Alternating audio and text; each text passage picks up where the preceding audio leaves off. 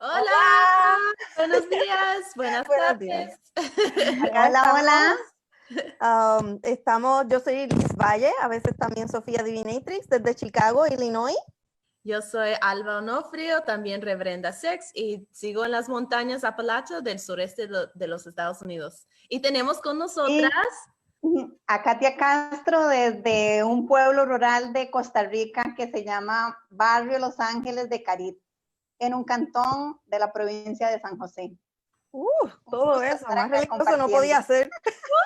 Estamos tan agradecidos de tenerte acá. Pues bienvenidos a todo el mundo que está con nosotros viéndolo en live y también la montón de gente que nos ve después en grabación. Y estamos aquí por el tiempo de la cuarentena, este programa en vivo de Teología Sin Vergüenza, teología queer feminista que hace fluir la justicia.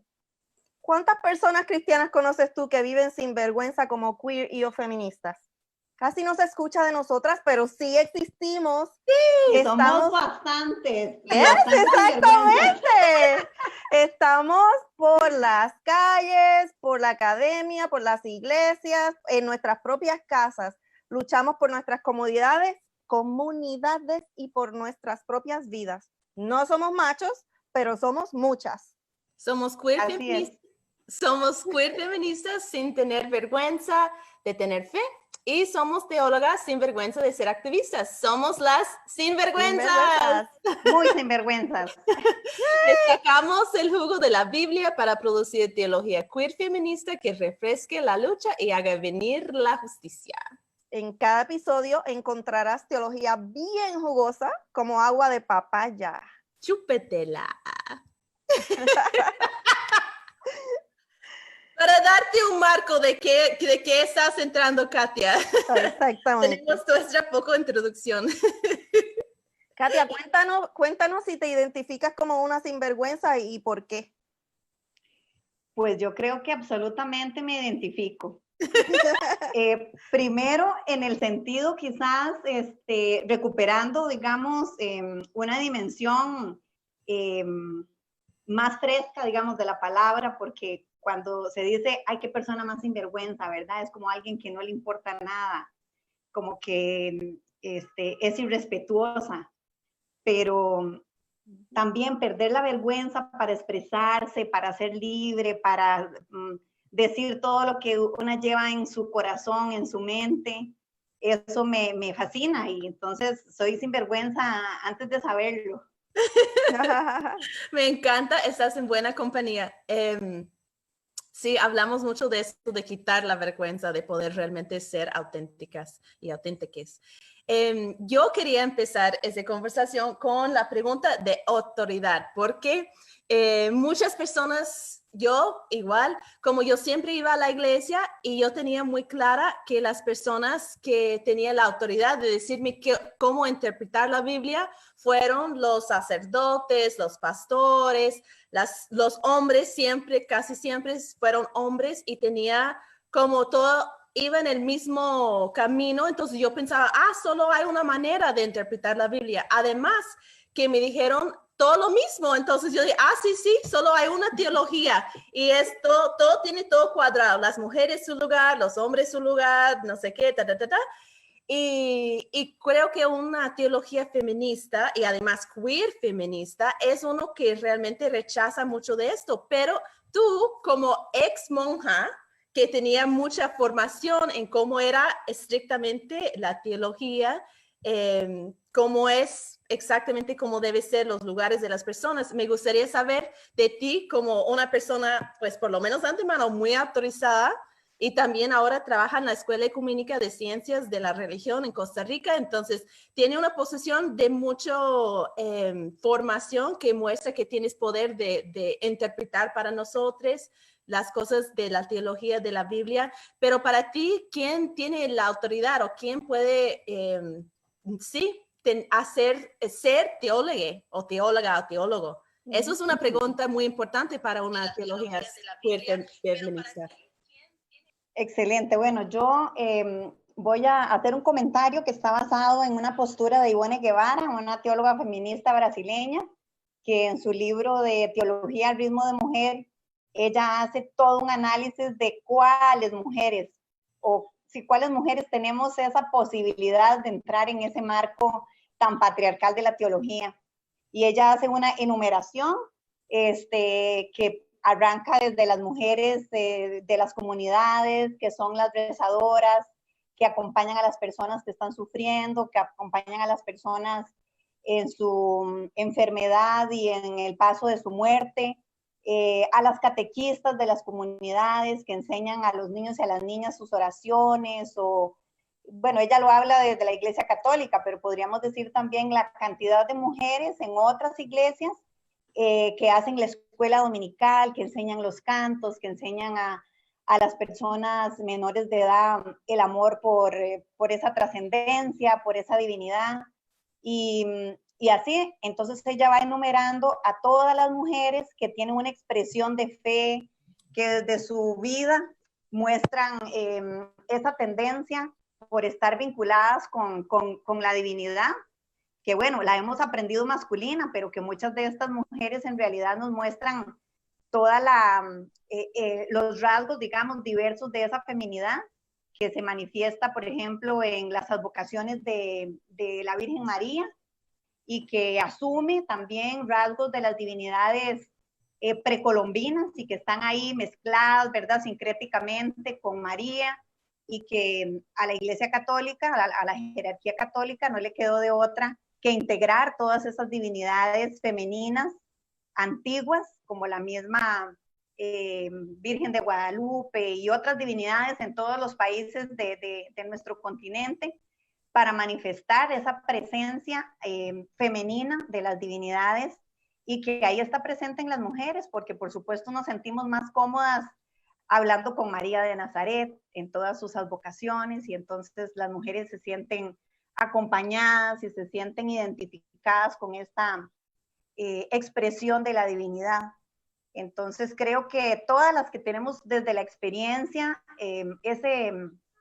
ese sentimiento de amor por la vida, por las plantas, por los animales, por las personas que sufren, porque las mujeres amamos a nuestras amigas, nos sentimos solidarias con ellas cuando están contentas, celebramos cuando tienen, cuando encuentran esa monedita que se había perdido, de su salud, del trabajo.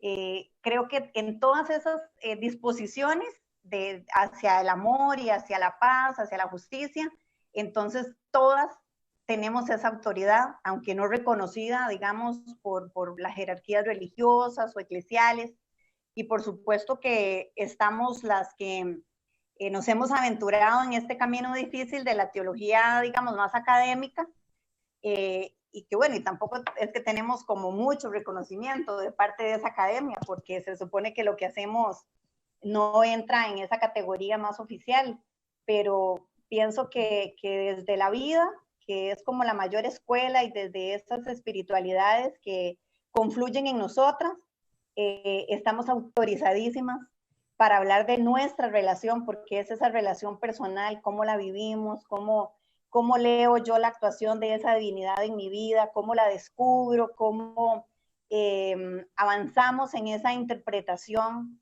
de lo que es esa divinidad, porque por ejemplo para mí pues sí era una divinidad masculina, y con el paso de los años ha perdido esos rasgos hegemónicos masculinos para mostrarme sus rostros de mil colores y de mil sabores. Que significa que también que la comunidad queer y trans, que muchas veces nos sacamos de las posesiones, porque muchas veces estamos ahí en los coros, estamos enseñando la música, estamos enseñando la formación de los niños y todo, pero tenemos que decidir si quedamos en el armario o que salimos, y tenemos que salir toda esa vida como de la iglesia y de la religión. Y parte de mi pasión en este momento de ese podcast es para ayudar a esas personas a entender que no tenemos que dejar por lado la espiritualidad ni tampoco la divinidad, porque no es solamente dentro de los papeles de la iglesia, ¿verdad? Como tenemos autorización para hacer la teología desde nuestras perspectivas, desde nuestras experiencias, y también muchas personas se encuentran eso dentro de sus comunidades LGBT, porque nosotros y nosotras tenemos que encontrar las maneras de cuidarnos unos a otras. Entonces es una forma también de iglesia, aunque no sea iglesia como tradicional, digamos. Sí, Mira, o la oficial, ¿verdad?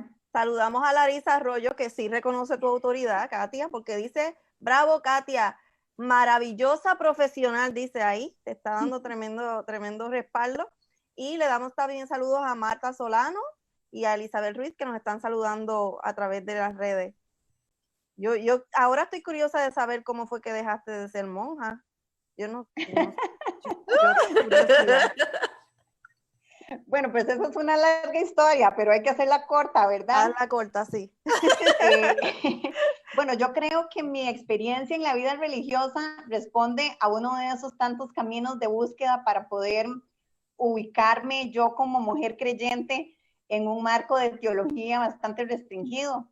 Y muy chica, teniendo 15 años, me incorporé como catequista en la parroquia donde yo vivía, y eso me llevó a conocer a estas religiosas que me parecieron unas mujeres maravillosas, súper abiertas. Para mí también representaron un modelaje distinto del que yo tenía en mi familia, donde la perspectiva era el matrimonio a corta edad, también la maternidad casi como obligatoria. Entonces, las religiosas representaron para mí una alternativa de esta vida femenina, digamos, de esta feminidad que yo conocía en el ámbito de mis tías, abuelas y demás. Y para mí fue muy bueno conocerlas, y además porque me abrió la posibilidad de ir más al fondo, digamos, de cómo se justificaban algunas de las representaciones de las divinidades, del puesto que las mujeres ocupamos dentro de la Iglesia Católica.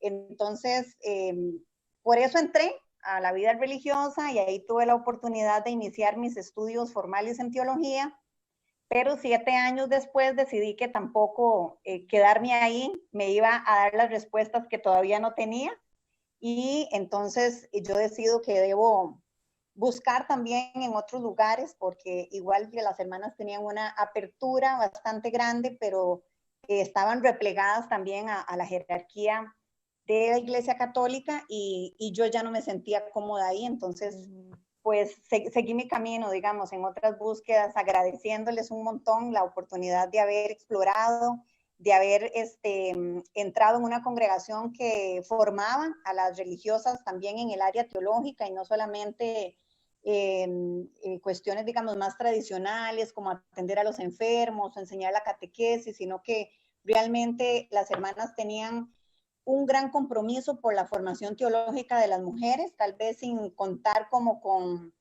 la perspectiva, digamos, de que alguna de sus religiosas fuera muy contestataria, sino que también manteniéndose un poco ahí con una formación, pero dentro de un marco establecido. Y pues yo creo que no estaba dispuesta yo a quedarme con la boca callada después de haber leído y haber discutido algunas cosas. Pensé que no era el lugar apropiado, que también podía ser una bonita tarea con otras mujeres sinvergüenzas que estaban por ahí, ¿verdad? También quizá un poco preocupadas de no estar siendo suficientemente obedientes, digamos, a la norma de la jerarquía católica. Y bueno, y por eso me fui, pero hay mucho detalle ahí en que podemos conversar en otro momento. Yo conozco un poco de detalle, y parte de mí creo que es importante mencionar que la vida religiosa ha sido un refugio para muchos de nosotras de la comunidad LGBT, pues las mujeres, para no tener que ir en ese papel de tiene que casarse, tiene que ser madre, tiene que vivir una vida cotidiana muy doméstico, y nos ha dado a personas, yo no, pero a personas la oportunidad de estudiar, como tú dices. Eso para mí es un reconocimiento muy importante, importante porque Liz y yo estábamos hablando hace un par de semanas de qué tan importante tener todos los logros de nuestros ancestros que han podido como seguir dando la información o sus secretos o sus conexiones con las divinidades, y parte son por la maternidad de tener abuelas y madres que nos enseñan, pero también hay mucho que está escrito que nos ha dejado nuestros ancestros de las monjas religiosas que han dedicado su tiempo en vez de cuidar niños o hacer el trabajo como en casa, han dedicado a los estudios teológicos también, que para mí es muy importante reconocerlo. Y que yo sé que para muchas personas han tenido que reprimir sus deseos y su amor. Y yo sé que para ti, Katia, también un poco de detalle es que también por el deseo de estar enamorada también abiertamente, de poder estar, no tenía alguna influencia como en cómo guiar la vida, porque para mí tú representas una persona que realmente goza de la vida. Siempre que estoy con Katia, Liz, es que ella es una persona tan viva y tan sonriente que me siento realmente que estoy viva cuando estoy en su compañía. Entonces, imaginando tu rebeldía por realmente poder saber de todo el mundo, como los sentidos de ser viva, que también te ayuda a tomar tus decisiones en la vida, ¿verdad? Parte de tu historia, Katia, me recuerda a Sor Juana Inés de la Cruz, que tampoco se pudo quedar callada, ¿verdad? Y tuvo que hasta escribir un argumento de por qué podía hacer argumentos, ¿verdad? Y bueno, pero ella se quedó ahí como monja. Mira, quiero saludar a la gente que nos ve siempre fieles desde Cuba, especialmente a Liz Elaine. Nos están viendo también desde Miami. Saludos a Carol Salas. Carol Salas Chacón. Dice que es puriscaleña. Yo nunca había oído esa palabra. Está en Miami, pero es puriscaleña. Y es mi tierra. Saludos. ¡Ok! Mira. Sí, Puriscal se dice, la persona de Puriscal se dice puriscaleña. Por eso. Yo también tengo un nieto.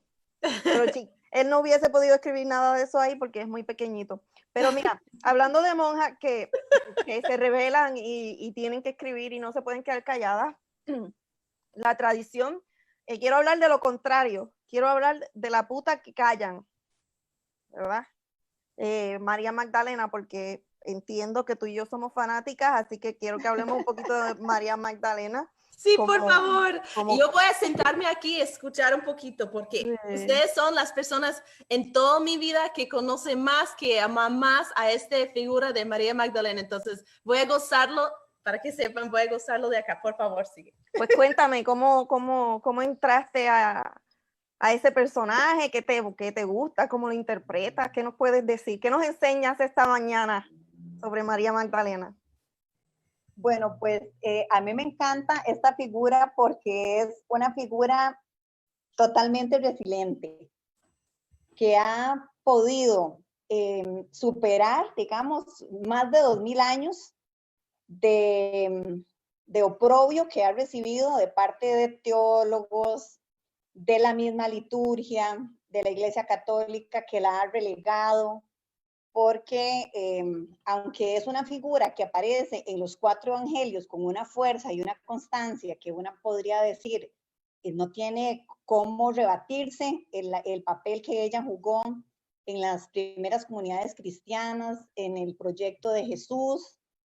Sin embargo, ha recibido todo el desprecio, todo el señalamiento, todo el castigo por su ser mujer, y esto le ha valido entonces el silenciamiento por muchísimos años, porque ha jugado el papel de la mala, de la mujer llena de demonios, que inclusive algunos padres de la iglesia hicieron la referencia de que como fueron 7 los demonios, entonces eran los 7 pecados capitales, o sea, la concentración absoluta del mal en una mujer que bueno, siempre ha sido representada en la teología de una manera muy negativa, y sin embargo haya permanecido en la memoria de las comunidades, en la memoria de las mujeres, que de repente leemos los textos del Evangelio y vemos a este personaje tan fuerte, tan decidido, con ese amor, con esa forma de expresar su pasión por Jesús de una forma tan clara, tan sinvergüenza, que no le importa hacer público, digamos, ese deseo de estar cerca de Jesús y de que hablen mal de ella. No le ha importado nada, ¿verdad? Entonces, me parece que es ella nos simboliza a todas las mujeres que hemos estado también muy degradadas en el aspecto religioso, ¿verdad? Siempre cargando solo con la culpa y con el mal, y se nos ha negado esa posibilidad de estar cerca de la divinidad, de sentir que esa divinidad nos acoge, nos abraza, recibe de nosotras toda esa expresión del amor, de la ternura que podemos sacar como mujeres, pero no solamente, digamos, en una parte así como muy maternal o muy idealista, sino como mujeres fuertes, como mujeres que somos capaces de enfrentar el temor. Por ejemplo, ahí tenemos a María Magdalena al pie de la cruz, en un ambiente de mucha tensión, de persecución, de poner en riesgo su propia vida. Entonces no es un amorcito dulce, sino que es un amor lleno de coraje, lleno de una energía muy impresionante. Entonces, creo que para mí María Magdalena es el referente, digamos, más importante, porque bueno, María la Madre de Jesús, tenemos también ahí algunas cosas un poco complicadas, ¿verdad? Porque ya fue elegida y entonces, qué sé yo, tenemos algunas consideraciones ahí que nos harían analizar otros aspectos de la figura de María de Nazaret, pero María Magdalena es esa figura que emerge, digamos, y que representa a las mujeres de las primeras comunidades cristianas, que eran mal vistas, que su testimonio no era recibido y que por eso desde un principio en el movimiento cristiano antiguo, pues no se le dio la credibilidad al testimonio de María Magdalena porque el testimonio de las mujeres no era creíble. Y sin embargo, se quedó ahí contra viento y marea en las 4 versiones de los evangelios que tenemos. Y posteriormente, pues los descubrimientos arqueológicos nos han dado también otros documentos donde esta figura aparece todavía con más luminosidad, ¿verdad? Porque acá en los evangelios, en los 4 evangelios que tenemos en la versión oficial de la Biblia cristiana, pues aparece siempre un poco con su perfil bajo, ¿verdad? En estos otros documentos apócrifos, ella aparece entonces con todo ese liderazgo tal vez mejor reconocido. Y es interesantísimo, por ejemplo, que solo hasta el año 2016 el actual Papa Francisco es el que solicita, digamos, a la Comisión de Liturgia de la Iglesia Católica que se quite el señalamiento que había sobre María Magdalena como penitente y que se le devuelva a ella su verdadera dimensión de apóstola entre los apóstoles. Entonces, por eso me encanta, pero me fascina, digamos, que haya tenido que hacer un cambio, digamos, a mí eso además me da muchísima esperanza en el sentido de que la Iglesia Católica a veces aparece como una institución que no avanza, que no reflexiona, que es inamovible con sus dogmas y demás. Y entonces es súper, súper interesante pensar que, bueno, hay mucha presión, eso yo lo entiendo también, de parte del movimiento de mujeres, de parte de las teólogas feministas, sí, de parte de hombres que han hecho un análisis y que quieren hacer justicia con el aporte que las mujeres hacemos.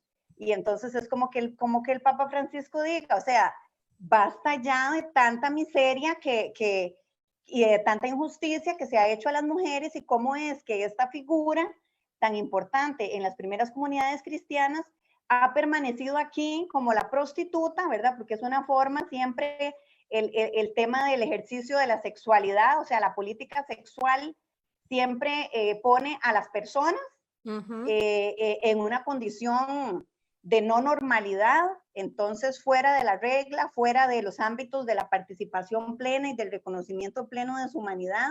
Entonces, apelar al ejercicio sexual, digamos, de María Magdalena, porque además fue una confusión que hizo un papa, ¿verdad? Fue un papa, Gregorio I, que al final le llaman también Gregorio Magno, porque fue un gran personaje que aquí falló, digamos, con esa reflexión que hizo, asimilando a las tres mujeres, a María la de Magdala, a la pecadora, o sea, él hizo una confusión y a partir de esa reflexión que hizo este papa, se sigue reflexionando, digamos, en esta visión de sacar a María Magdalena del papel tan preponderante que ella tiene, porque se asimila, digamos, con un pecado sexual que además, bueno, ahí tendríamos que hablar, bueno, es pecado el ejercicio de la sexualidad, eso también corresponde a cánones y a cosas que hoy en día ya han cambiado, y creo que entonces el avance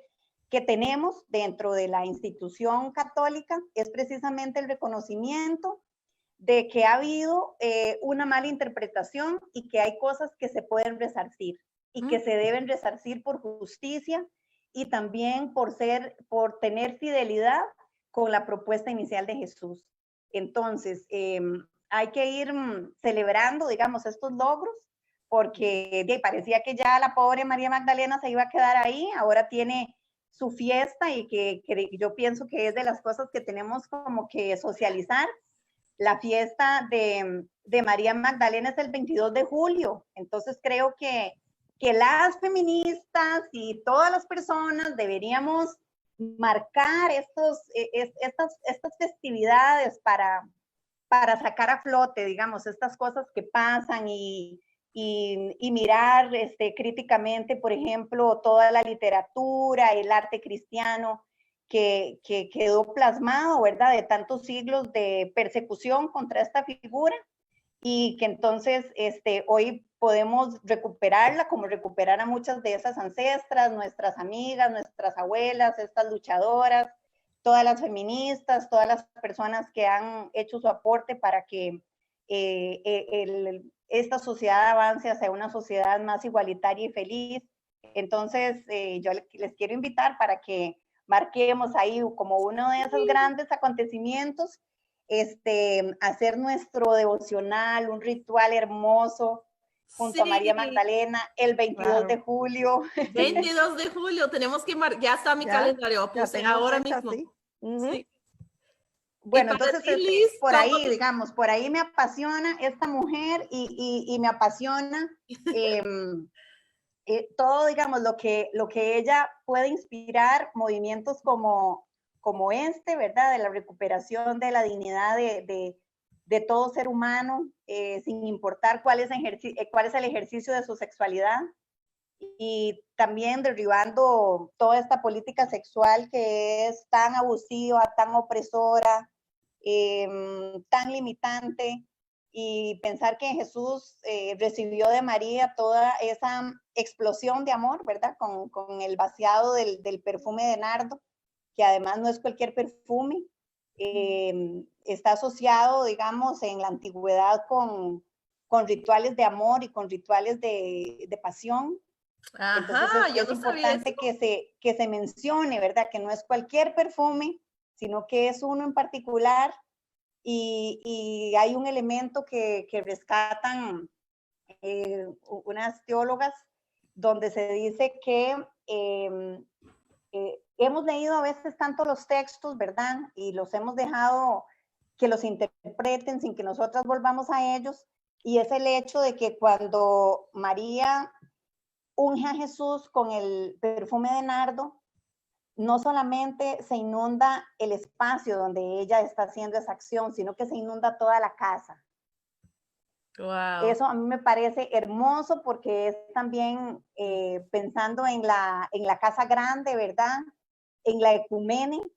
Entonces creo que es una invitación para el placer y para el disfrute de la vida, no solo encerrados haciendo acciones reivindicativas, digamos, en el secreto, sino que hagámoslo en lo público. ¡Wow, Y Katia! gocémoslo.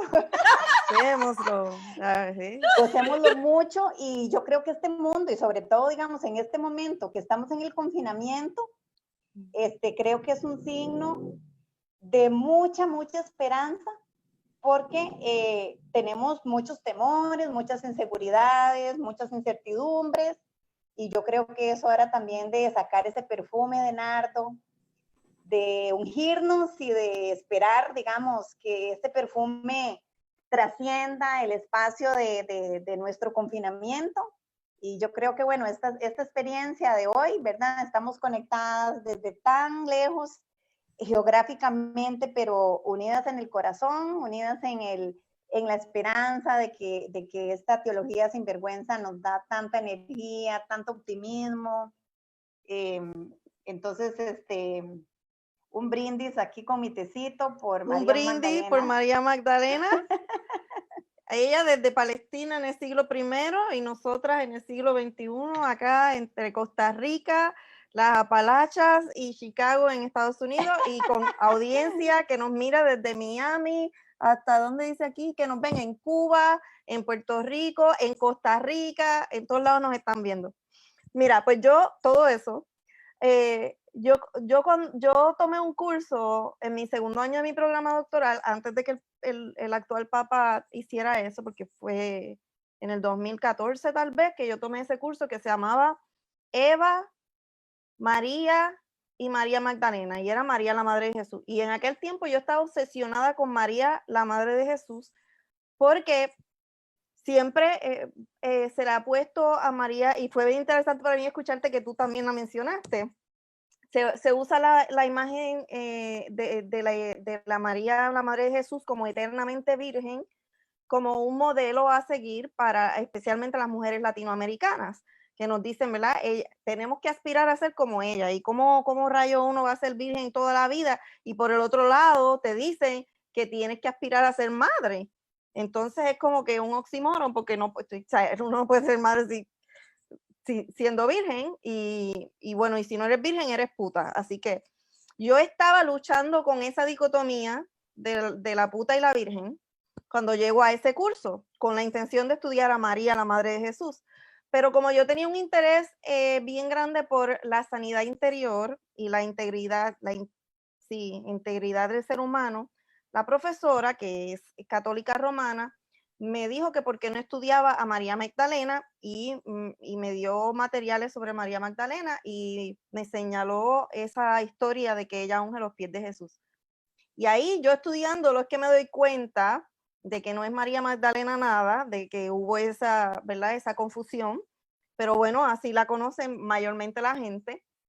Entonces hay de todo en la academia. Tengo a la profesora católica romana por un lado diciéndome, experta en liturgia, que esa es María Magdalena, y aunque no lo sea, no importa, porque todo el mundo dice que lo es, y me da todos los argumentos de por qué sí es. Y por el otro lado está una profesora con muchísima experiencia en predicación que dice, esa no es María Magdalena, y no es porque está diciendo que lo es.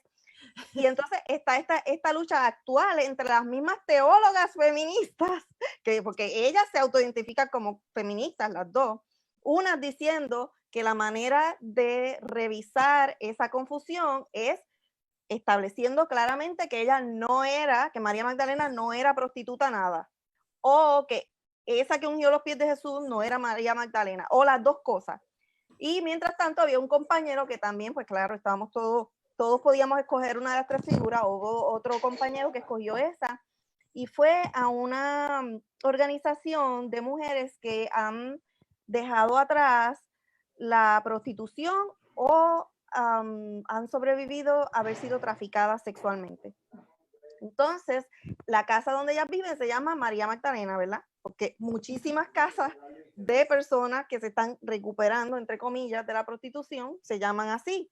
Y entonces, parte de mí era, esa casa fue fundada por una persona que se graduó de Vanderbilt, de donde nos graduamos nosotras, de la Escuela de Divinidad de Vanderbilt. Y entonces, ¿cómo es posible que esa señora le pusiera el nombre de, si ella tiene que saber que María Magdalena no era ninguna prostituta? Bueno, una vez yo la escuché hablando y ella dijo, la persona que fundó ese hogar dijo, es que ¿qué importa? ¿Qué importa si era prostituta? Y siempre la llamaba prostituta, profeta, pastora, con las 3 P. ¿Qué importa? Eso no importa. Entonces, por el otro lado, el compañero que la estaba estudiando, que es un joven adulto también latinoamericano, conversando con las mujeres que están ahí, él decía, bueno, yo entiendo que María Magdalena no era prostituta nada, pero ¿cómo? Fíjate lo que él dijo, bien paternalista. ¿Cómo yo le voy a quitar esa imagen con la que ellas se identifican? Porque esa es una historia con la que se sienten validadas en su experiencia de vida, de que, si Dios escogió una prostituta, Jesús escogió una prostituta para que fuera la primera testigo de la resurrección, yo también tengo salvación, básicamente, ¿verdad? Bueno, con el tiempo yo me di cuenta que la razón por la que la profesora me había dicho que la sanidad tenía que ver con María Magdalena y con esa historia es porque esa era una historia, de ahí es que sale la idea de que ella es la penitente, de que ella estaba, la prostituta arrepentida, Dios la perdona.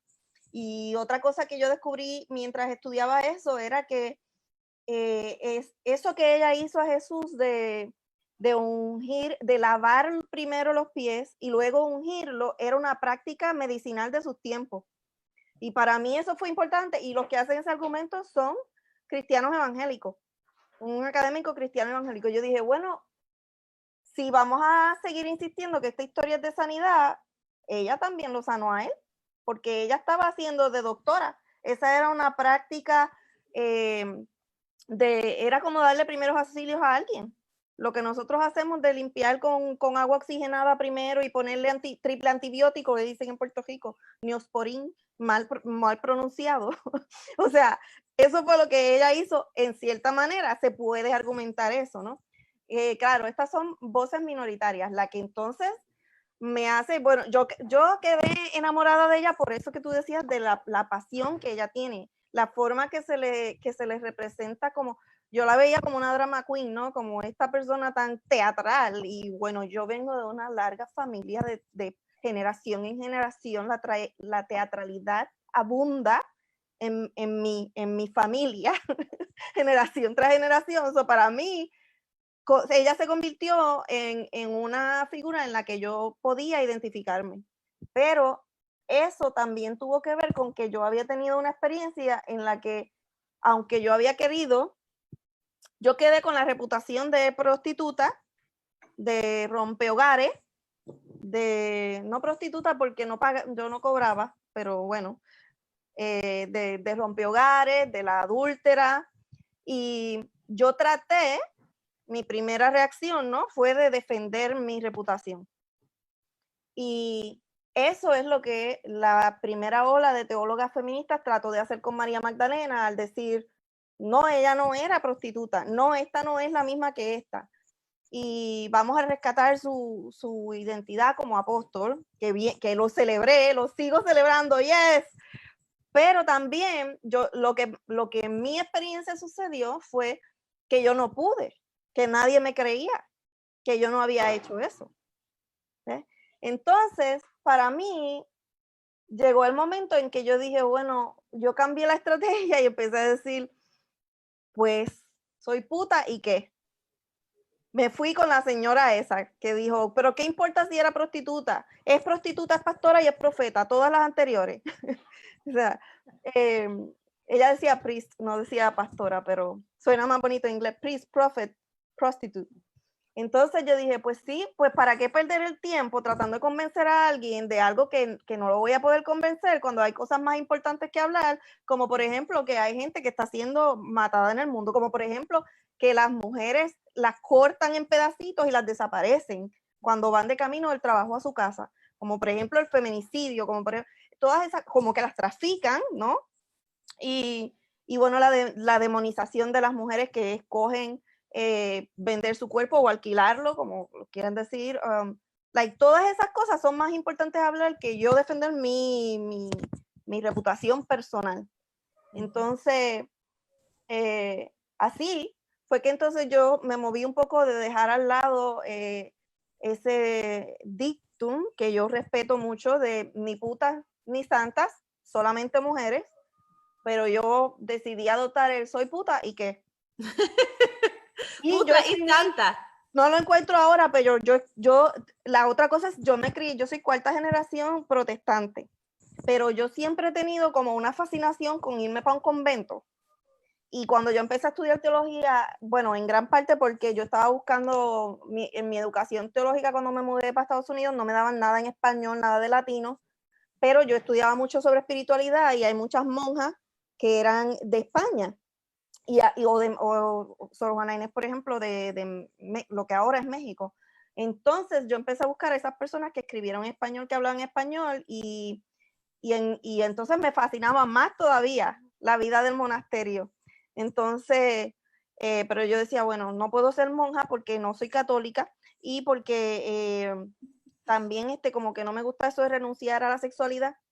Y entonces yo escribí un manifiesto para organizar la Orden de las Putimonjas. Me parece excelente. Quiero saludar también a Anita y Eli del podcast de la Magdala, porque ellas vienen de Costa Rica. Es un podcast fantástico que todo el mundo puede buscar de teología feminista que está intentando recuperar muchas cosas que nos han quitado por la violencia espiritual. Entonces, yo creo también es importante hablar de eso, del trabajo sexual y cómo es. Para mí realmente el movimiento feminista, el movimiento queer y el movimiento de las trabajadoras sexuales, cuando está unido es una fuerza total porque es eso, es como no siempre por las personas heterosexuales, las mujeres más que nada, si ellas están cerca a las personas lesbianas o bisexuales, nos dicen, no, entonces tú eres uno de ellas. Como es como de estar aliada o ser amigas de personas de la comunidad, como te vamos a infectar o como úsalo como para poner miedo de estar muy cercana, como, no, pero si yo voy con ellas, me van a decir que yo soy lesbiana y no soy, a mí me gustan los hombres, que no sé qué. Entonces lo ponen como una forma de dividirnos. Igual las mujeres buenas, que estamos defendiendo el movimiento feminista, tiene esa orientación de que tiene que tener cierta, por ejemplo, a veces yo voy a las protestas como pastora, que tengo mi collar y todo, porque muestra que es legítimo lo que está pasando en la calle. Es una forma de usar la respetabilidad de mi posición como pastora para apoyar a los movimientos. Pero tiene doble filo, ¿verdad? Porque el otro lado es que, pero ¿por qué tenemos que legitimizar las personas que están luchando por sus propios derechos? Porque usando esa idea, entonces solamente las mujeres buenas pueden discutir las injusticias. Entonces, eso me parece clave de realmente tener un movimiento feminista y queer que cubre todo, es que tenemos que decir, puta, ¿y qué? Como yo soy santa y también soy puta. Esos van juntos para mí, en mi ser, en mi cuerpo, y no pueden negarme mis derechos ni por ningún lado, ni puede quitar mi divinidad. La santa puta. Entonces creo que es importante mencionar eso porque las mujeres a veces como nos caen en esa idea de que, tengo que ser buena mujer antes de poder levantar la voz para luchar contra la injusticia en mi vida o en mi familia, lo que sea. Entonces es muy importante decir que no es así, que tiene que esperar hasta que uno tiene una imagen perfecta de todas las cosas que cumplen con los requisitos de ser buena mujer, que todos tenemos derecho para estar luchando y que debemos levantar la voz, aunque hay cosas que nos puede usar para negar nuestra posición, que nuestros hermanos tenemos que apoyar uno entre la otra. Bueno, tú sabes que yo estoy en una jornada, ¿no? Que tú y yo venimos, Alba y yo venimos de contextos bien diferentes y bien iguales a la misma vez, es una cosa bien interesante. Pero entonces tengo que contar mi testimonio de conversión de que, bueno, yo también estuve ahí y hasta los otros días y tal vez mañana diga algo que meta las patas, ¿no? En el sentido de que yo cuando a mí me llamaban feminista, yo adolescente decía, no, mira, yo me afeito debajo de los brazos, tengo el pelo largo. Entonces tenía esta idea que feministas son las que se cortan el pelo, se dejan las piernas y debajo de los brazos sin afeitar, Y que no todas es estas malo. preguntas. Que no es malo, no, pero en el contexto evangélico que yo estaba, sí decían que era malo. Entonces, por eso yo me defendía, ¿no? Eso fue lo que me enseñaron, que era malo, y yo tenía que decir que no, yo tenía que probar que yo no era una de esas. Ajá. Después yo empiezo a darme cuenta, mira, sí, ya es hora que lo acepte, que sí, que soy feminista, ok. Pero entonces empiezo a ver, like, ay, pero entonces ese movimiento de los feministas, yo vi un pastor en un video los otros días diciendo, miren, les voy a hablar, mi mamá estaba en ese movimiento de las feministas antes, y ella me dijo a mí que con sus propios ojos ella vio que eso estaba lleno de lesbianas. Esas mujeres, las feministas son lesbianas. Entonces yo me vi también, ya de joven adulta, diciendo, ok, soy feminista, pero no soy lesbiana. Entonces, bueno, el Señor empieza a liberarme de todas estas cadenas que la iglesia ha puesto en mí, y finalmente decido,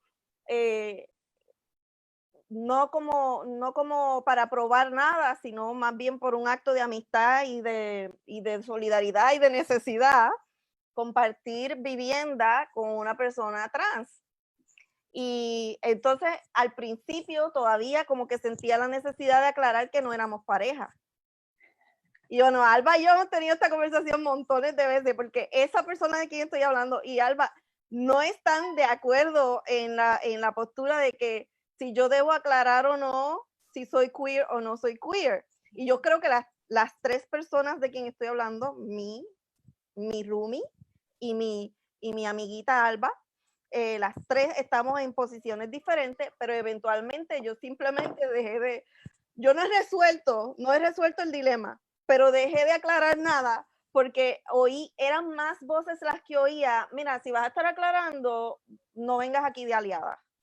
Entonces dije, y bueno, la lógica es similar, pues soy puta y que, no soy yo la que está en juicio aquí, esas son estrategias que el patriarcado usa para desviar la atención de lo que es realmente importante.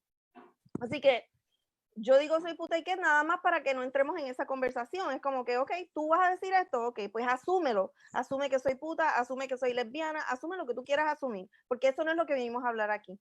Pero para mí, lo que descubrí cognitivamente, la contestación a tu pregunta es, ¿por qué hacen las alianzas entre todos estos grupos? Porque las raíces están interrelacionadas. Y yo lo comparo con yo me volví feminista porque yo estaba buscando la raíz del problema de por qué a mí me trataban diferente por ser mujer. Entonces yo empecé a seguir este cablecito para llegar a la pared, a ver dónde era que conseguía corriente, ¿verdad? Y conseguía corriente, ese plug de la pared se llama patriarcado, ¿verdad? Pero cuando llegué ahí, lo que había era un revolú de cables que yo no sé cuál es el que está conmigo, el que está afectándome a mí y cuál está afectando a otra gente, y hay que desenredar todos esos cables, pero en verdad yo voy a desenredar todos esos cables nada más para mi propio beneficio, o mejor nos beneficiamos todas las personas, incluyendo los varones heterosexuales, que también reciben los beneficios, pero ellos tienen lo que llamamos las esposas de oro, ¿no? Que reciben los beneficios, ese es el oro, pero también están atrapados en ese sistema que les exige unas ciertas conductas, y bueno, los remunera, les da premios por establecer en esas conductas. Así que por la liberación de todas nosotras, las personas que la diosa divina creadora ha traído a la existencia, por eso es que tenemos que hacer alianzas. Katia, ¿cuál es tu contestación a esa pregunta de Alba?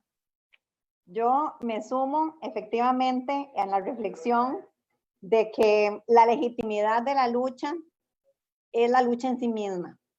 Yo recuerdo también una experiencia en un curso que hice en la Universidad Nacional, donde me esforcé, digamos, por tratar de explicar que la lucha de las mujeres tenía un fundamento bíblico. Y bueno, y casi termino loca. ¡Wow! Porque al final de cuentas es que la lucha de las mujeres es legítima en sí misma, y yo no puedo buscar en la Biblia argumentos para luchas, digamos, que son actuales de 2000 años después de que el texto bíblico se escribió, porque no hay la comprensión, no hay la sensibilidad, no hay la legislación, que tenemos en este momento a la que debemos recurrir, y por eso es tan importante pensar que tenemos textos, digamos, jurídicos, que son con una profundidad, con una espiritualidad, que pueden perfectamente convivir con las espiritualidades de otros textos sagrados, sea la Biblia, o sea el Popol Vuh, o sean textos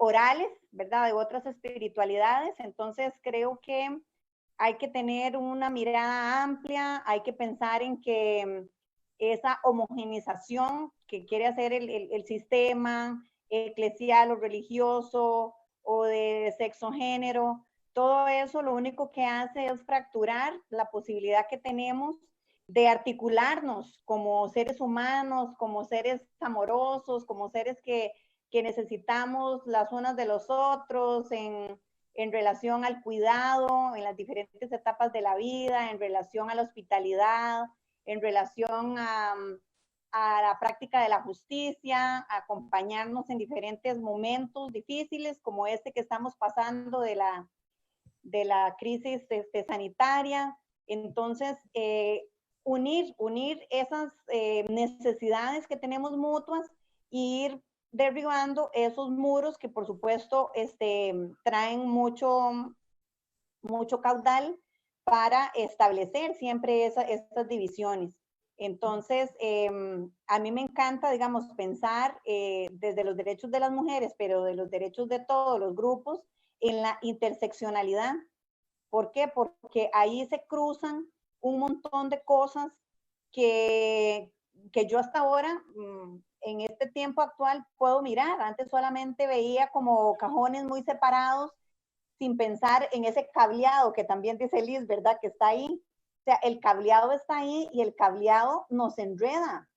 Y puede ser hasta una trampa, puede ser una forma en la que boicoteamos la lucha de los otros grupos, sin ver que podemos más bien buscar la sinergia de todas estas expresiones de reconocimiento de la plena humanidad. Y además, bueno, a mí siempre me gusta decir, y vayamos más allá de la plena humanidad, de la plena existencia, para hablar de los seres no humanos, que también tienen sus derechos y que tenemos que irlos como sumando, ¿verdad?, en el discurso de los diferentes frentes. Y por supuesto que yo pienso, no es que tenemos que hacer un solo frente de lucha y quitar las singularidades, ¿no? Creo que las singularidades se deben de mantener, pero con la necesidad de crear estos puentes, de crear estas estrategias, de escucharnos, de reconocer en la lucha de las otras personas los elementos de mi propia lucha que se ven reforzados, que yo aprendo estrategias, que me nutro de los logros, que los celebro con las otras personas, y cada quien trabajando en su propio espacio, pero en un espacio que no sea exclusivo, ¿verdad? Y que no tenga esa interconexión con los otros espacios que también están creando estas condiciones para un mundo mejor. Yo por eso vuelvo a la parte digamos, a la metáfora de la casa, porque la casa necesita bueno, hoy quien prepara la comida, hoy quien lava el baño, hoy quien cuida el jardín, hoy quien arregla, quien pone flores. Entonces creo que la casa es una responsabilidad de toda la gran comunidad humana. Y me parece que estas expresiones diversas las tenemos que ir afirmando con fuerza, las tenemos que ir sosteniendo también en este tipo de conversaciones, de alianzas, donde aquí a nadie le estamos diciendo si está haciendo las cosas bien. O sea, no somos juezas, no estamos emitiendo criterios de juicio, más bien estamos haciendo una invitación para que cada quien exprese su amor por la vida, igual que lo hizo María Magdalena, ¿verdad? De una forma totalmente rupturista, ¿verdad? No se esperaba de ella esa forma de amar, pero ella amó como su corazón le dictó, y por eso el mismo Jesús le reconoció este gesto, a pesar, digamos, que aquí sería Judas el que representa, digamos, como toda esa institucionalización del poder, diciendo, pero ¿qué es este derroche? Esto hubiera servido para los pobres, inclusive poniendo a Jesús en una contradicción, porque tanto que Jesús en su ministerio habló de la atención a los más necesitados, y entonces aquí Judas casi que le dice que sea coherente, ¿verdad? Porque no lo está haciendo, está permitiendo un derroche, pero yo creo que debemos hacerlo así, o sea, superar esos obstáculos con ese derroche, con esa expresividad, sin temor. Siempre va a haber alguien que se queje, pero yo creo que el aroma del nardo tiene que ir llenando los espacios y invadiendo, digamos, esos lugares que están ahí dañados por tantos sentimientos y por tantas emociones tan nocivas. Entonces, yo me siento felicísima de pensar que podemos hacer eso, que podemos derrochar en creatividad, en ideas, que no estamos dañando a nadie, estamos solamente invitando a que la gente se una, a que venga, a que traiga sus propios perfumes, a que los derrame en esta gran comunidad humana y vivir de la forma más creativa posible, cada quien desde su propio espacio particular. Amén. Amén. Yes. Quiero preguntarle de los ancestros o las ancestras, Liz. ¿Tú quieres hacerlo? Tú tienes una explicación tan linda. Bueno, porque nos están haciendo la pregunta, ¿verdad? Sí, sí, sí. Sí. Bueno, cuando yo vi la pregunta, yo no estoy segura que te estás refiriendo con mi explicación tan linda, pero mi postura actual es una como feminista radical, que se refiere a buscar las raíces, ¿no? De las causas de lo que está sucediendo, y también como una pensadora decolonial. Entonces, yo me figuro que la ideología cristiana quiere tener un solo Dios, pero aún hay una historia de cómo la religión cristiana se volvió un solo Dios. Eso no fue de siempre. Y es una de las muy pocas religiones monoteístas que existen en el mundo. Las religiones monoteístas tienden a ser menos tolerantes que las que no lo son. Pero la manera que yo lo veo es que es como nosotros explicamos las cosas. Yo tengo memoria de quiénes son mi papá, y ahora añadí a los papás de mi papá, a ver si ahora, ahí, los añadí esta semana. Yo no conocí al papá de mi papá, conocí a mi abuelita y la quise muchísimo, y ella a mí, y ellos están conmigo en la medida que yo sigo haciendo lo que ellos me enseñaron, ¿no? Y yo siempre uso la historia de Moana porque en un momento Moana, la abuelita muere, Moana de la película de Hollywood, que ella es una princesa. No es una princesa, es la hija del jefe de la tribu, casi lo mismo. Entonces, la abuelita se le muere, y cuando ella está a punto de rendirse, el espíritu de la abuelita aparece, ¿no? Bueno, algunas personas de una cosmología más africana dirían, se le apareció el espíritu y está en comunicación los vivos con los muertos, y eso es así constantemente. Yo, como asimilada, como una mestiza a la que asimilaron al cristianismo blanco, diría, bueno, ella tiene todo lo que necesita para imaginar esa conversación, porque ella conoce a su abuela y sabe lo que la abuela le hubiese dicho. Entonces, eso está en su imaginación pasando. Es como nosotros entendemos lo que está pasando. Y esas dos explicaciones vienen de que la religión cristiana europeizada, occidentalizada, nos ha enseñado a ser racistas y entonces a rechazar la cosmovisión africana. Pero en la misma tradición cristiana tenemos libros en la Biblia, y voy a dar nada más dos ejemplos. Uno es cuando Jesús estaba hablando con los ancestros, en la transfiguración de Jesús, que él está orando y los discípulos se quedan dormidos, y cuando despiertan lo ven que está hablando con Moisés y con Elías, que es la ley y los profetas. Entonces, podemos decir ahora con una mente blanca occidental que eso estaba en su imaginación o que es simbólico, pero en aquel momento ellos no lo veían así, ¿verdad? Y esto me lo enseñaste tú a mí, Alba, de verdad, de cómo era la imaginación de los que estaban escribiendo en el Nuevo Testamento. Entonces, un profesor teólogo en el Seminario Evangélico de Puerto Rico, el profesor Eliseo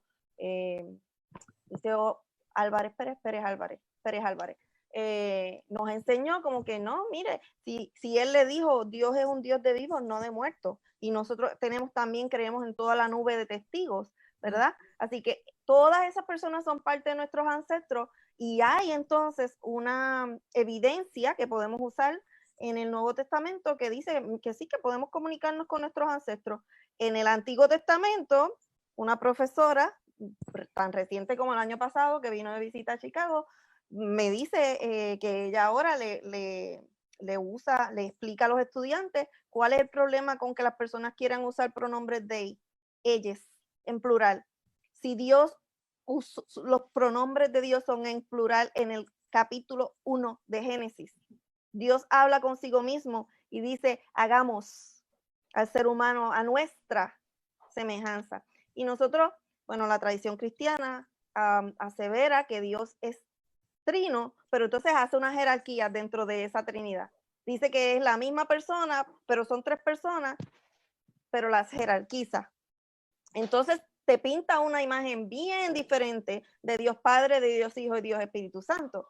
Entonces son tres, no son uno. O sea, es complicado, pero si Dios se refirió a sí misma como muchos, pues entonces podemos ser un poco más flexibles con los pronombres, y no es que estamos diciendo que hay muchos dioses, aunque respetamos a las personas que sí creen que hay muchos dioses, sí creemos que las palabras que usamos para describir la divinidad son palabras, porque Dios no tiene género, pero en la medida en que nosotros nos referimos todo el tiempo a Dios como Padre y como Él, estamos creando una imagen particular de Dios. Así que es mejor como que primero que nosotros, la religión cristiana es un poco antropomórfica, o sea que se imagina a Dios como ser humano. Hay otras religiones que se imaginan a las fuerzas creadoras como animales, que son zoomórficas, ¿verdad? Pero nosotros también tenemos un poquito de eso, porque el Espíritu Santo como palomas, hello.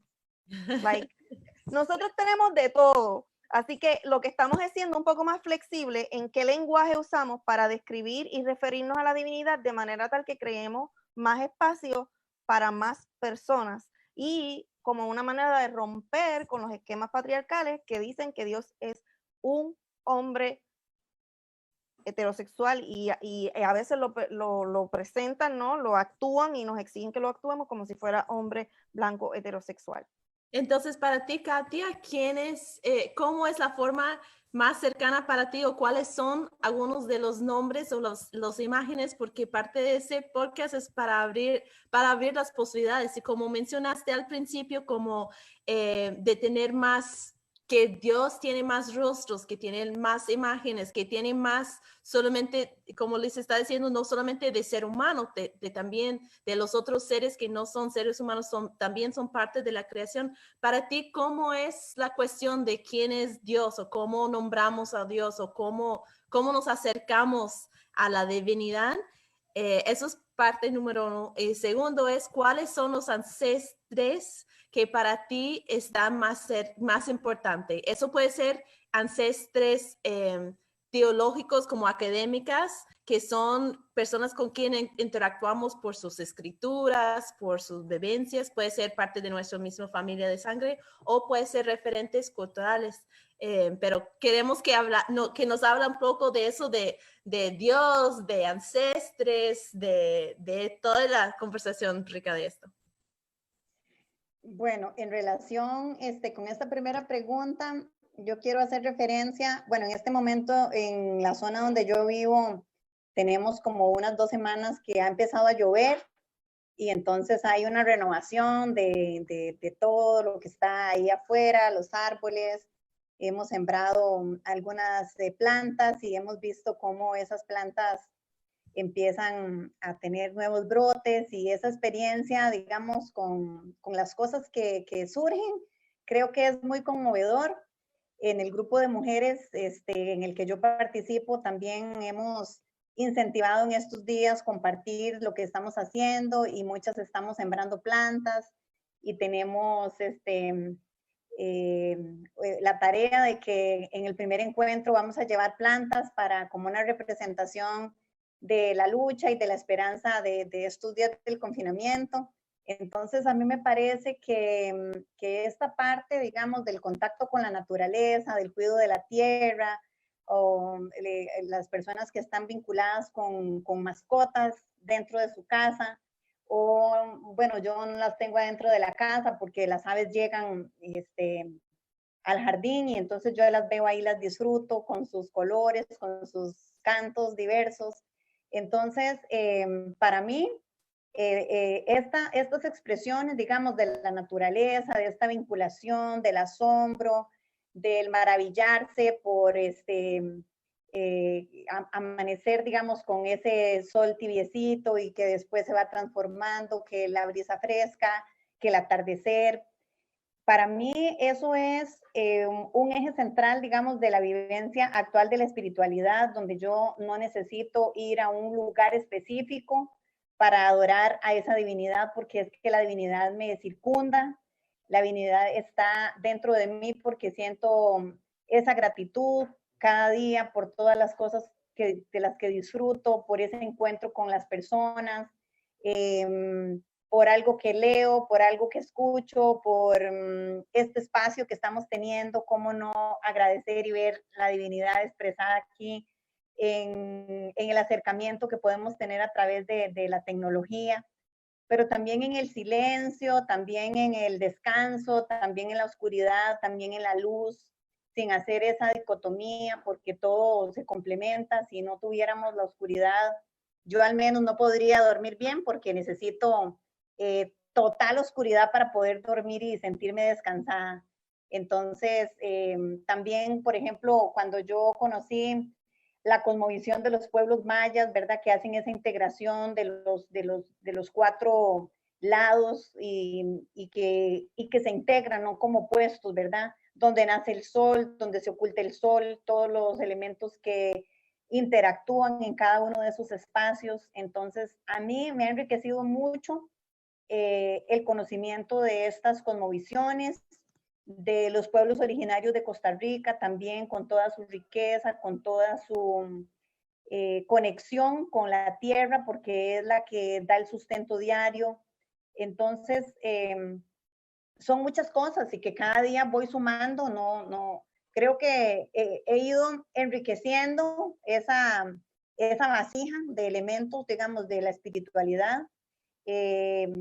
También recientemente he tenido acercamientos a las tradiciones de los pueblos afrodescendientes, también con toda su riqueza de imágenes, de expresiones religiosas, de interconexión. Entonces, para mí es como un crecimiento, donde esa divinidad tiene expresiones propias en la naturaleza, pero también en las personas con las que yo comparto, con las que yo confronto mis ideas, con las que vamos avanzando, vamos encontrando caminos a situaciones que son complejas. En este momento en la universidad hay varias iniciativas creativas donde personas que nunca hemos compartido, que trabajamos en la misma universidad, pero no hemos tenido la ocasión de sentarnos. Yo participo del eje social para mirar, digamos, qué cosas se pueden impulsar y demás, y entonces es una maravilla ver que en esas cabezas de las diferentes personas con sus experiencias profesionales y de vida van naciendo iniciativas, y en las compañeras del grupo de mujeres que nos apoyamos, que compartimos historias de vida, que nos alegramos cuando alguna tiene logros y también que lloramos con la que está triste y con la que tiene situaciones muy complejas. Entonces, yo no necesito ir a buscar a una persona desconocida para contarle mis penas o también para decirle que estoy contenta. O sea, tengo las personas cercanas y personas que van llegando a nuestra vida. Por ejemplo, Alba, hace un año era para mí alguien que no existía y ahora es alguien que existe y está cerca, y hoy Liz también. Y entonces creo que esa cadena hermosa de esta energía positiva es la expresión de esa divinidad diversa que está manifestándose cada día de maneras nuevas, de maneras maravillosas que antes no hubiéramos podido imaginar esta conversación. Entonces, bueno, por ahí sería esa primera, ese primer ensayo, ¿verdad? Y en cuanto a esos ancestres, bueno, yo los tengo como en diferentes dimensiones. Ajá, Pienso, digamos, en la tradición bíblica, ajá, esa insistencia que hay en el Antiguo Testamento cuando se dice que Dios es el Dios de Abraham, de Isaac y de Jacob. Con las hermanas religiosas con las que yo viví, aprendí también a decir el Dios de Sara, de Rebeca y de Lía, para integrar ya también que esa divinidad es la divinidad no solo de una línea de hombres, sino que es también de una línea de mujeres, porque a través de las mujeres se ha cumplido una de las promesas, que es la presencia, digamos, del linaje. Entonces, el aporte de las mujeres, digamos, desde un papel tal vez un poco biológico y tradicional, pero que reconoce también la capacidad de generación de vida que tenemos y que, por supuesto, yo como defensora de los derechos sexuales y reproductivos, lo pienso como una posibilidad y no como una imposición, como un derecho a decidir si me quiero sumar a esa reproducción de la vida desde el vientre. También pienso muchísimo, igual que Liz, no conozco mucho de las generaciones pasadas.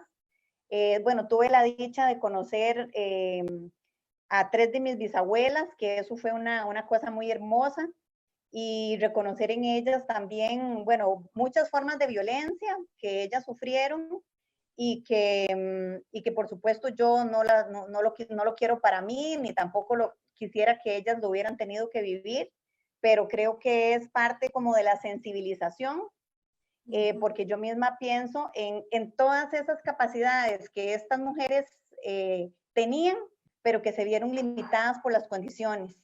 Y que yo, solamente, digamos que una o dos generaciones más acá, tengo otras condiciones y soy otra persona y soy otra mujer totalmente diferente.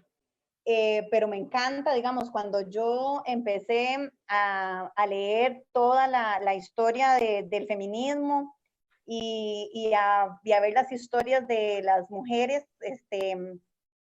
que nos han legado, digamos, los derechos de los que yo ahora gozo, yo no puedo prescindir de esas mujeres como mis ancestras con esa energía, ¿verdad? Entonces, unas, digamos que en un sentido como las mujeres oprimidas, que son mis ancestras muy sufridas, y también como los llantos y todas las lágrimas que de alguna manera también yo cargo en mi vida y que cargamos todas porque esto está ahí, pero por el otro lado también estas otras mujeres que tuvieron estas condiciones, y entonces a mí me encanta recordarlas, me encanta saber de ellas. A mí me encanta mucho hacer rituales y hacer propuestas de poner esas velas recordando a estas mujeres, de unirnos con un hilo rojo de lana para recordar que estamos ahí como en ese hilo de un útero cósmico que nos une a todas, con esa divinidad cósmica. Entonces, y por supuesto, digamos, las compañeras como de la lucha del presente, las compañeras del colectivo de las hijas de la negrita, las compañeras docentes de la U, y en fin, tantas mujeres hermosas y también compañeros muy solidarios que están en este momento compartiendo la historia conmigo de manera actualizada, pero que también son el fruto de experiencias culturales y religiosas y de mandatos sociales y cómo eso se deconstruye.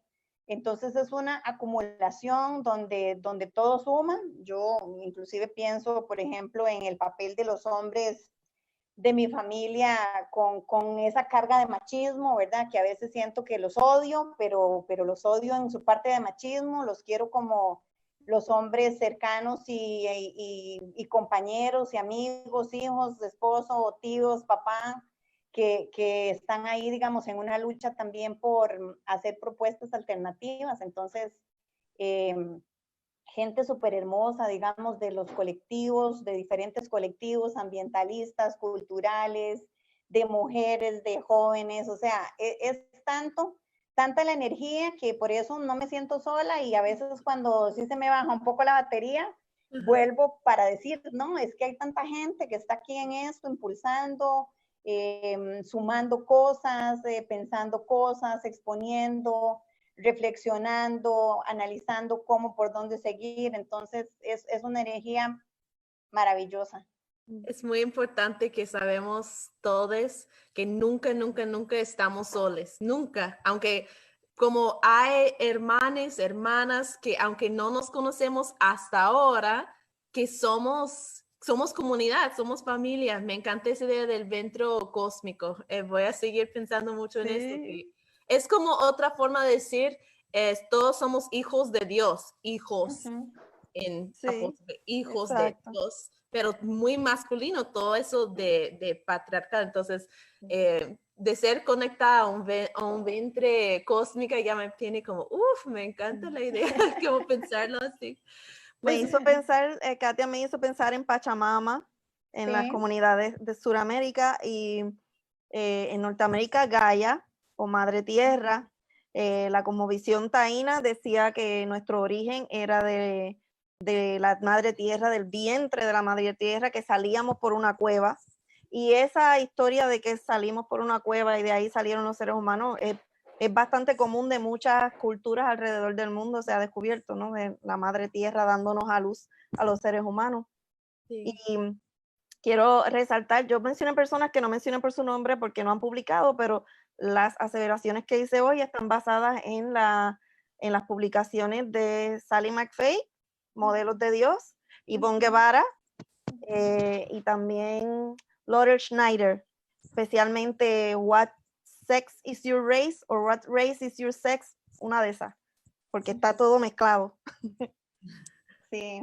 Entonces queremos... Yo creo que es muy importante todas las compañeras teóricas, ¿verdad? Porque yo pienso que hay mucho, bueno, por ejemplo, en una cosa que les quiero compartir es que quizás en el grupo de mujeres aquí de Puriscal, muchas no se autodenominen como feministas porque el término no tiene buena prensa y sobre todo en los lugares rurales y demás, pero son unas mujeres súper luchadoras, súper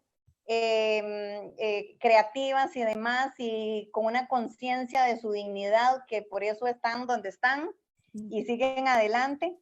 Pero igual también otras personas, digamos, otras mujeres que desde la academia han puesto estas experiencias y hacen ese puente, esa conexión, ¿verdad? Quizá algunas no seamos tan expertas como para poder poner por escrito, pero bueno, tenemos otros dones y animamos a otras con nuestras experiencias o las recogemos y las replicamos.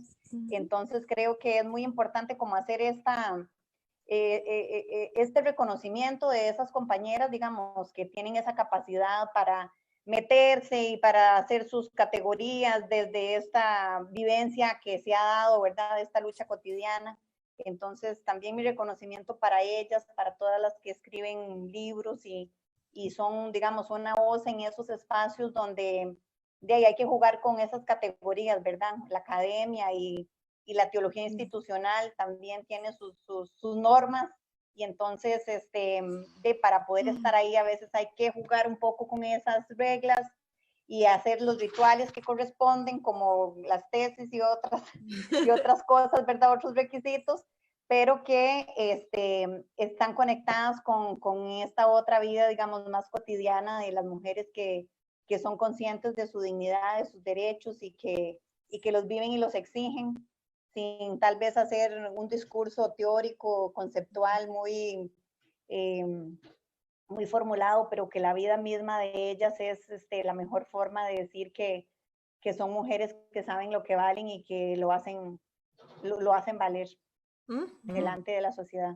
Y aquí llegamos al tema con que iniciamos, la autoridad. ¿Quién tiene la autoridad?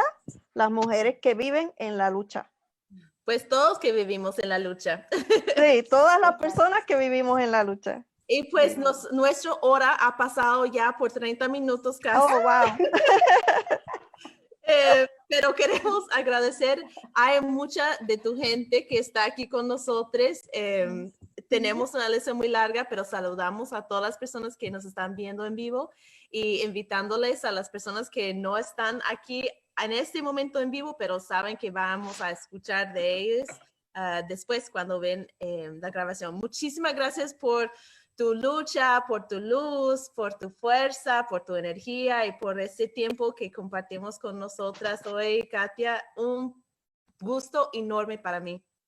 Le pedimos a las personas que nos están escuchando que nos sigan en las redes sociales, @teosinvergüenza en Instagram y Facebook, o el hashtag Las Sinvergüenzas. Pendientes a nuestro próximo episodio para que conozcas a otra persona que hace teología sin vergüenza de ser activista. Somos Las Sinvergüenzas. ¿Eres tú una de nosotras? ¿Eres tú una de nosotras, Katia? ¿Qué creen, compañeras? Totalmente identificada. ¡Sí! Sí, muchísimas gracias, Gracias, Katia.